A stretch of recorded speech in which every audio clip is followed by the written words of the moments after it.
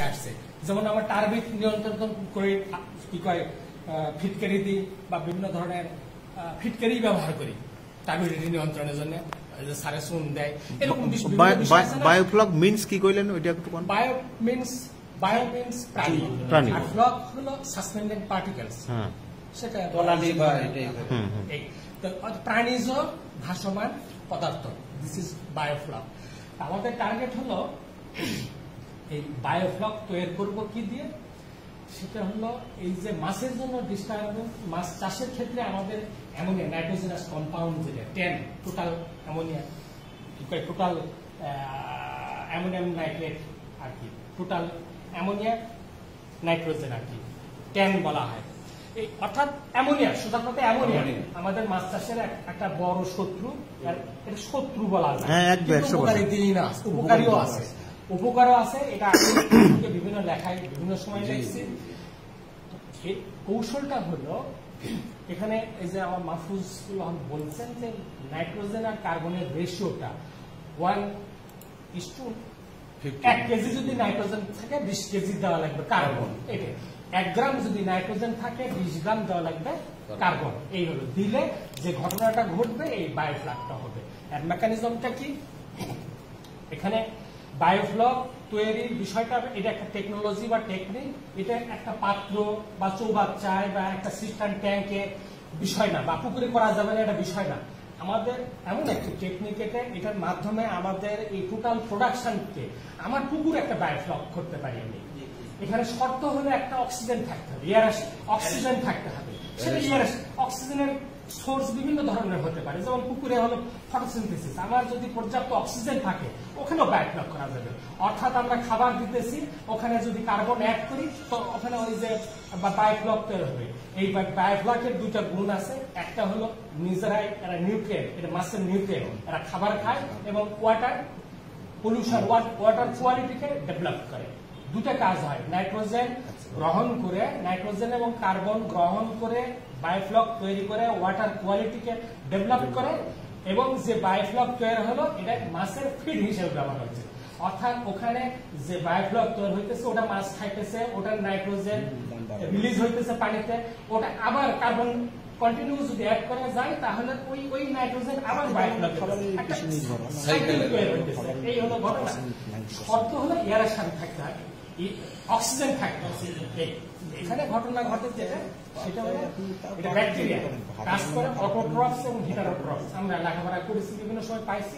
অটোট্রফ bacteria যারা নিজেরা নিজের খাদ্য তৈরি করতে পারে, আর হেটারোট্রফ হলো যে সমস্ত ব্যাকটেরিয়া অন্যের উপর নির্ভর, অন্য খাবারের নির্ভর করে নিজেরা খাদ্য তৈরি করতে পারে না। এখানে এই রেস্টুরেন্টে যদি কার্বন দেওয়া যায়, নাইট্রোজেন তো আমাদের সাপ্লিমেন্টারি ফিড পুকুরে বা মাছের জন্য দিতেছি, যদি অর্থাৎ মাছ এক্সক্রিট করতেছে অ্যামোনিয়া অর্থাৎ নাইট্রোজেনের কম্পাউন্ড, নাইট্রোজেন রিলিজ করতেছে পানি, অ্যামোনিয়া, নাইট্রাইট, নাইট্রেট, বিভিন্ন ফর্মে পুকুরে এই নাইট্রোজেনাস কম্পাউন্ড থাকে। তো সুতরাং নাইট্রোজেন আমি বাইরে থেকে দেওয়ার আমার প্রয়োজন নেই, আমার প্রয়োজন হলো কার্বন অ্যাড করা। কার্বনের শর্টেজ আছে, কার্বন অ্যাড করবো। তো এই কার্বনটা দিলে অটোট্রফস দেবে। অটোট্রফস দুই ধরনের আছে, একটা হলো ফটো অটোট্রফস আর একটা হলো কেমো অটোট্রফস। অটোট্রফস যে ব্যাকটেরিয়া, ফটো অটোট্রফস এরা সানলাইট থেকে এনার্জি নেয়, আর কেমো ইনঅর্গানিক সোর্সের থেকে কার্বন নেয়, ইনঅর্গানিক সোর্স থেকে। সে কার্বন ডাইঅক্সাইড, কার্বনেট, বাইকার্বনেট থেকে নেয় হলো কার্বন। অটোট্রফ, ফটো অটোট্রফ যেটা সানলাইট থেকে নেয় এনার্জি নিয়ে, inorganic carbon source means carbon dioxide, carbonate, bicarbonate পানিতে যেটা থাকে, যদি অ্যালকালিনিটি থাকে, আমি ওইদিকে চলে যাবো না কথাটা। এই কার্বন নিয়ে এরা একটা বায়োফ্লক তৈরি করে। এই ফটো অটোট্রফ যেটা তৈরি করে, এক কথা হলো এলজি, ফাইটোপ্লাঙ্কটন, সবুজ উদ্ভিদ, সানলাইটের মাধ্যমে, সালোক সংশ্লেষণের মাধ্যমে। ঠিক আছে, কার্বন নিতেছে, কার্বন নিয়ে সানলাইটের মাধ্যমে ফটো অটোট্রফস এলজি তৈরি করে। এলজি একটা বায়োফ্লক, এলজি নিজেও একটা বায়োফ্লক। ঠিক আছে, এরপরে আসলো কেমো অটোট্রফস। কেমো অটোট্রফস এরা হলো ইনঅর্গানিক কম্পাউন্ড থেকে, মনে রাখবেন, ইনঅর্গানিক কম্পাউন্ড থেকে এরা এনার্জি নিয়ে বায়োফ্লক তৈরি করে। ইনঅর্গানিক কম্পাউন্ড এখানে হলো অ্যামোনিয়া, নাইট্রোজেনাস কম্পাউন্ড। এখান থেকে এই কেমো অটোট্রফস দ্বারা এই নাইট্রোজেনাস কম্পাউন্ড থেকে নাইট্রোজেন এনার্জি হিসেবে নাইট্রোজেন অ্যাবজর্ব করে, নাইট্রোজেন গ্রহণ করে, নিয়ে বায়োফ্লক যেমন এখন থাকলো হিটারোট্রফস। হিটারোট্রফস করে হলো অর্গানিক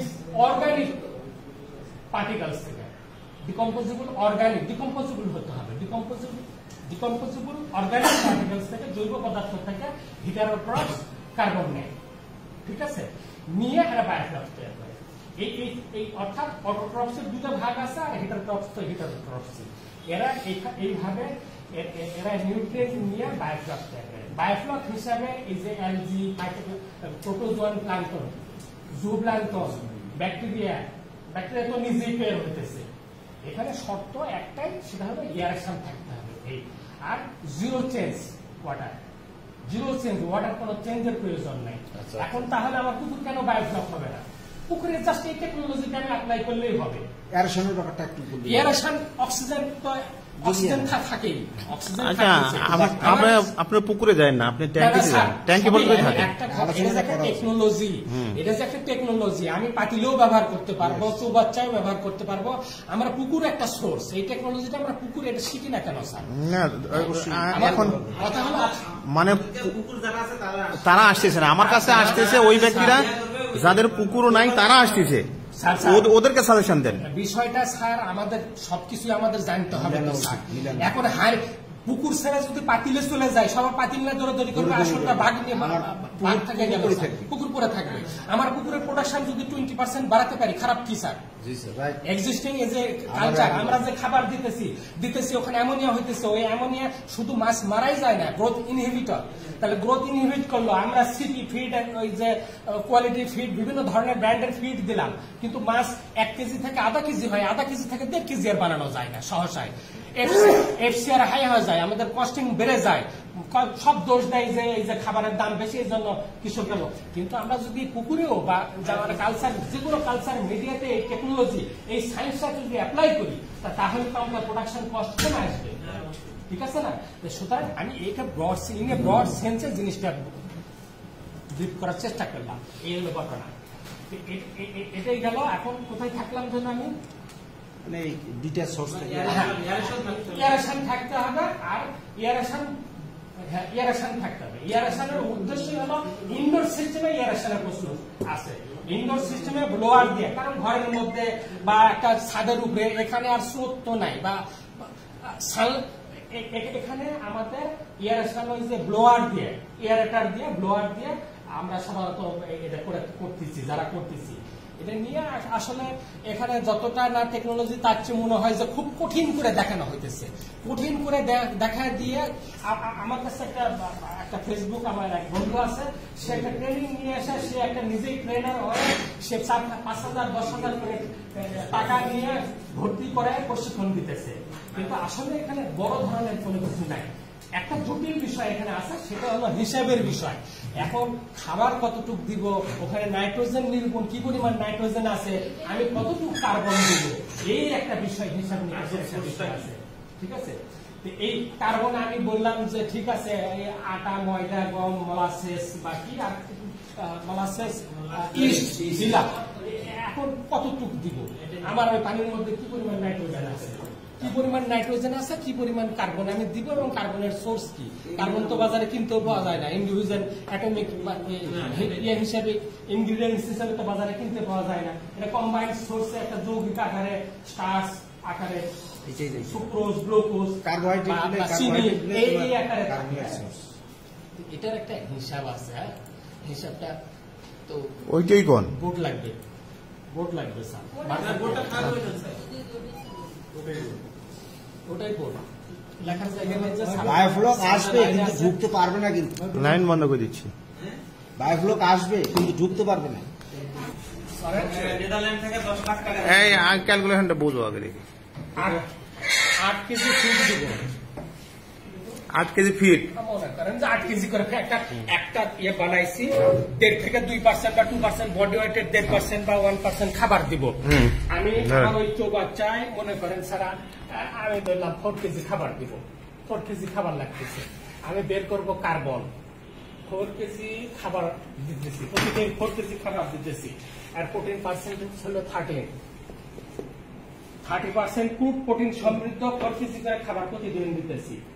আমি বের করবো, আমার টার্গেট হলো এখান থেকে কার্বন কি পরিমাণ আছে এই খাবারে। 30% প্রোটিন সমৃদ্ধ খাদ্য প্রতিদিন 4 কেজি করে দিতেছি, এখানে কার্বন কি পরিমাণ আছে বের করি।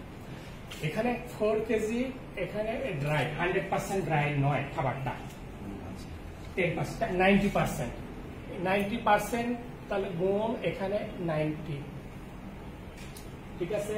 অর্থাৎ আমার 10% পানি চলে গেছে। বিলেট ফিট যেটা, সেখানেও আমাদের নীতিমালায় আছে 10 থেকে 12% পানি বেশি থাকা যাবে না, অন্তত 10 ধরা হয় যে 10% পানি আছে।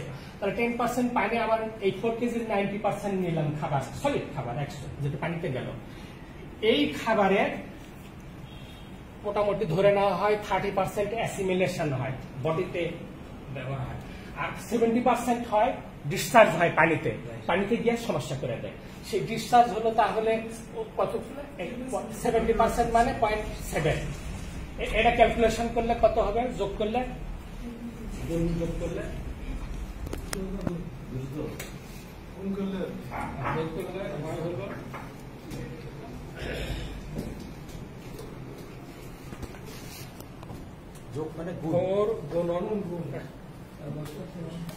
কত হলো, 27.72।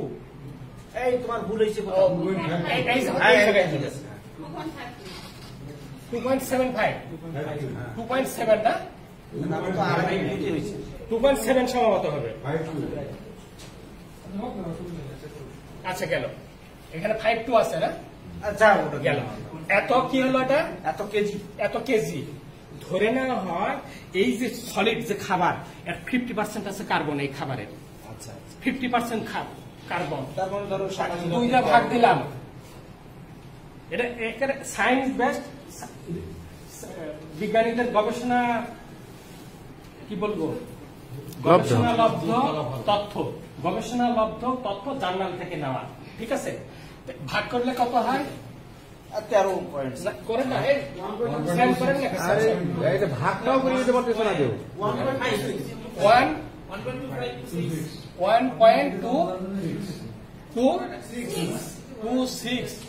1.26 এই কেমন 1.26 তোমার ক্যালকুলেটর 27 এর ক্ষেত্রে এমনিতেই 13 হবে।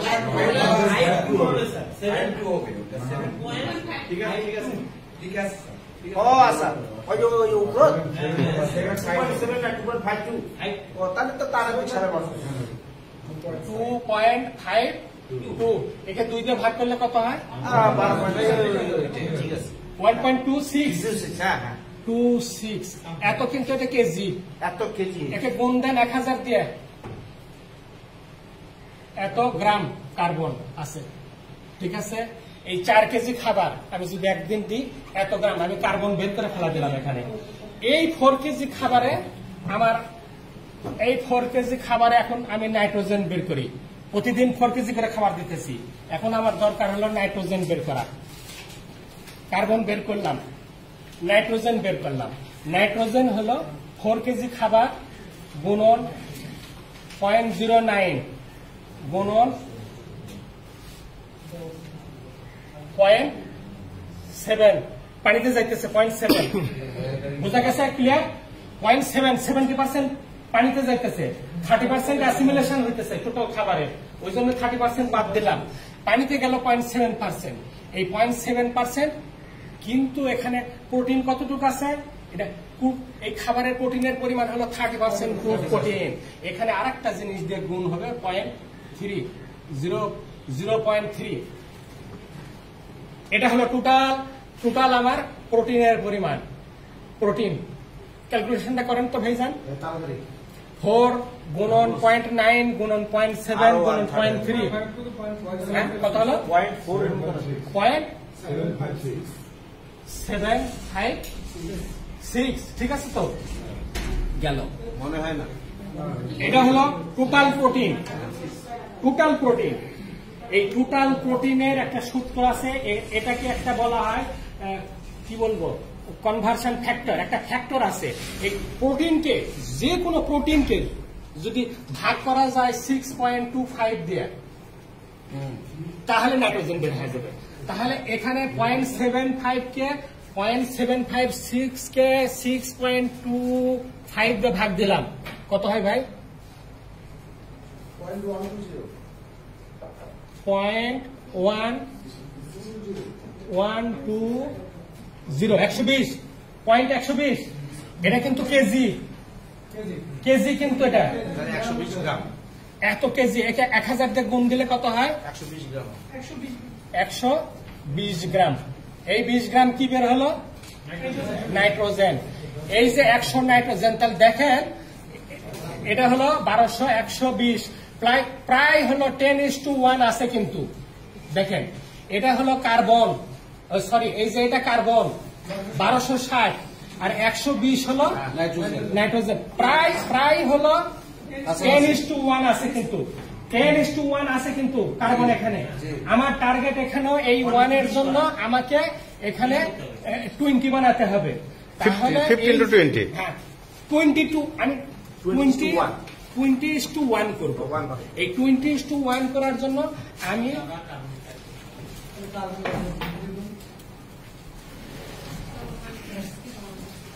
কার্বন বাড়াই, এই যে 120 পেলাম না, 120, এখানে 120 পাইছি, 120 নাইট্রোজেন পাইছি না, এই 120 নাইট্রোজেন, একে 20 দিয়ে গুণ দিলাম, 20 দিয়ে গুণ দিলাম, টোটাল নাইট্রোজেনের পরিমাণকে 20 দিয়ে গুণ দিলাম, কত হলো? 2400, 2 কেজি 400, 2400। আমার আগের আছে কত বের করেছি, কত? 1200, কত জন বের করেছি? 1260, 1260 বের করেছি, এটা বিয়োগ দিলাম। আগে আছে আমার যে খাবারে যেটা দিতেছি সেখানে কার্বন আছে আমার 1260, আমার লাগবে হলো 2400, এটা বিয়োগ করলাম, বিয়োগ করলে 6 7 10, 10 এর 1, 1140, হ্যাঁ 0 6 6 3600, স্যার 0 না 6 আর 0 যোগ হবে, বিয়োগ করতেছি স্যার। ও বিয়োগ, হ্যাঁ, আচ্ছা বিয়োগ করতেছি। ঠিক আছে, ঠিক আছে। 1140, এই 1140 গ্রাম কার্বন আমাকে অ্যাড করতে হবে প্রতিদিন। 4 কেজি করে খাবার যদি দিই প্রতিদিন, আমার 1140 কেজি করে 40 গ্রাম করে কার্বন অ্যাড করতে হবে। বিজ্ঞানীদের গবেষণালব্ধ একটা ইয়ে আছে, ড্রাই বেসিসে মলাসেসে আছে 50% কার্বন, মলাসেসে আছে 50% কার্বন, ইস্টে আছে 40% কার্বন। ড্রাই বেসিস কিন্তু কথাটা ড্রাই বেসিস, ইস্টে আছে 40% কার্বন, মলাসেসে আছে 50% কার্বন। ঠিক আছে, এখন সেম মলাসেস দিব। তাহলে মলাসেস দিলে আমার হলো 1 কেজিতে মলাসেসে কত গ্রাম কার্বন আছে? 500 গ্রাম। তাহলে 500 গ্রামে, তাহলে আমার 500 গ্রামের, আমরা যেটা দেখি সেটা কিন্তু ওয়েট বেসিস। 500 গ্রামের জন্য লাগে হলো 1 কেজি মলাসেস, 500 গ্রামের জন্য লাগে 1 কেজি মলাসেস। তাহলে আমার এই 500 তে ভাগ করা লাগবে, এই যে 1140, তাহলে কত কেজি লাগে? 1140 কে 500 দিয়ে ভাগ,